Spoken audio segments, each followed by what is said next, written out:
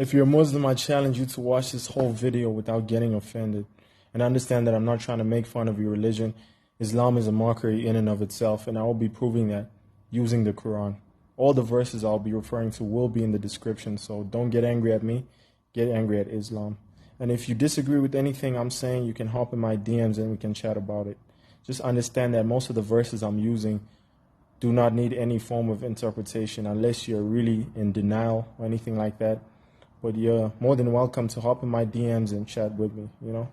I could be wrong on some things, but I don't think I'm wrong.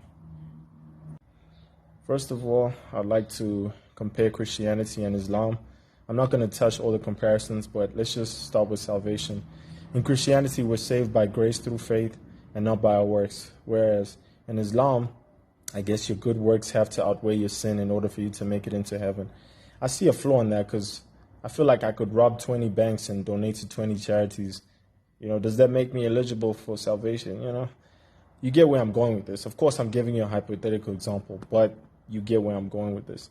Another thing is, in Christianity, we have a father-son, father-daughter relationship with God, whereas in Islam, it's a slave-master relationship. And that's not my opinion. That's actually from the Hadith, Quran, one of the two. All I know is I'm using the text that you guys use. And I see a flaw in that because if you look at how a slave is treated, a slave is worthless. So am I crazy to conclude that Allah doesn't love you? I mean, if it is a slave-master relationship, you know, it's very hard for me to believe that He actually loves you. So, yeah, there's that.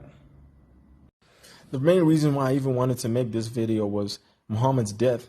I just think it's interesting that in Surah Al-Haqqah 69 verse 44 through 46, we're told that Allah would cut out Muhammad's aorta if he was ever found to be a false prophet. And I just think that it's very interesting that that's exactly how he died. Once again, not my opinion. This is from the Quran itself. What a contradiction. And I feel like it was placed there deliberately to show you guys that Muhammad was a false prophet. That was God intervening. Islam is a false religion, and I'm going to continue to prove it till the day I die.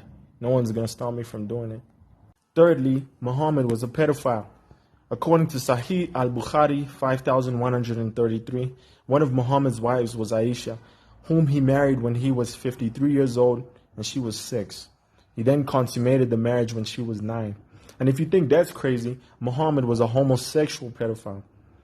Now let me read Al-Adab al-Mufrad 1183. I won't be able to pronounce all these names, so forgive me. It is related that Abu Hurairah said, I never saw Al-Hassan without my eyes overflowing with tears. That is because the Prophet, may Allah bless him and grant him peace, went out one day and he found me in the mosque. He took my hand and I went along with him. He did not speak with me until he reached the market of Banu Khainuqa. He walked around it and looked. Then he left and I left him until we reached the mosque. He sat down and wrapped himself in his garment. Then he said, Where is the little one? Call the little one to me. Hassan came running and jumped into his lap. Then he put his hand into his beard. Then the Prophet, may Allah bless him and grant him peace, opened his mouth and put his mouth in his mouth. Then he said, Allah, I love him, so love him and the one who loves him. There's no way you can justify that. And what's crazy is that I found an article that suggested that maybe he was quenching the thirst of boys when he inserted his tongue into their mouth. That's how far people will go to prove that Muhammad wasn't a false prophet. But the man is a walking contradiction. It's like, was he even trying? Like, did he deliberately expose himself? Because this is crazy. I never thought in my 21 years of walking on this earth that I would find out that Muhammad was a pedophile or homosexual or a false. Okay, I knew he was a false prophet. That one I knew for sure. But yeah, man, that's Muhammad. I'm not saying Islam is false because Muhammad was a gay, pedophilic, adulterous, false prophet. I'm saying it because he was all these things, and the Quran expects us to look up to him as an example of what it means to have good morals. Imagine a world where everyone is gay, pedophilic, adulterous, and deceptive. You think that's a good world? I know you don't.